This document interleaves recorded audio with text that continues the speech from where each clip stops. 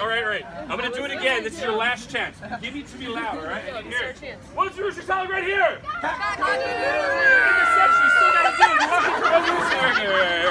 All right, and this is my final section. What's your salad over here? Don't let them carry the weight for off. All right, here we go. I'm gonna go to that part again. We'll get to the part of the rooster. Everybody give me your best. Don't give it to me now. We'll hold it off, right? Let me try my narrator. Any project the men who they undertake must be completed before the sun rises, before the first rooster crows. Well, luckily, the Menehune, they work very hard. They work very well together. And all these little hands working in unison, they can make a quick job out of anything that they do. In fact, to make sure that they stay in sync, sometimes they would use the Menehune work chant.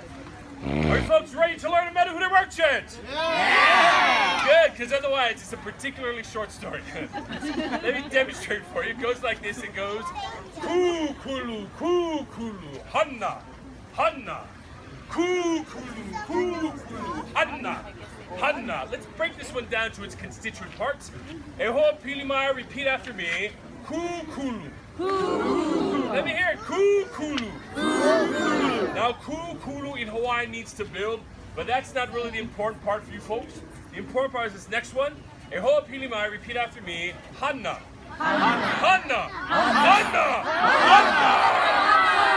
Hanna. I got louder, but you guys did it, all right? Now, this is a call and response chant. Hana in Hawaiian means to work. As I said, it's a call and response chant, so I'm going to say, kukulu, and you'll reply with? Hana. We got the theory now. Let's try it. Here we go.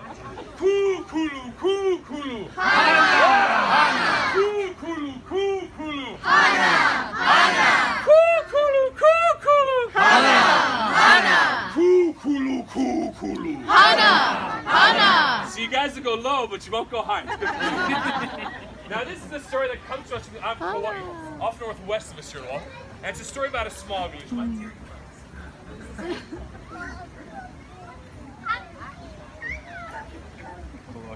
As I said, this is a story about a small village on the island of Kauai, or at least the village started out small. You see, the village is growing rapidly. It's getting bigger and bigger and bigger. There are lots of babies being born. There are lots of people marrying into the ohana. And the ali'i, the chief of the village, saw that he needed to do something to feed all of his new subjects. So what he decided to do was he would grow more kalo. Now, when you're growing kalo, also known as taro, you need to have a constant flow of cool, clean, fresh water. Because kalo grows in flooded fields in the mud underneath the water. And in order to get all this fresh water that he needed, the chief decided he would build a big river dam. Now, this was a huge project, a giant undertaking. One of the great things about being the ali'i is that, well, you don't have to do all the heavy lifting yourself. So he would have the kane.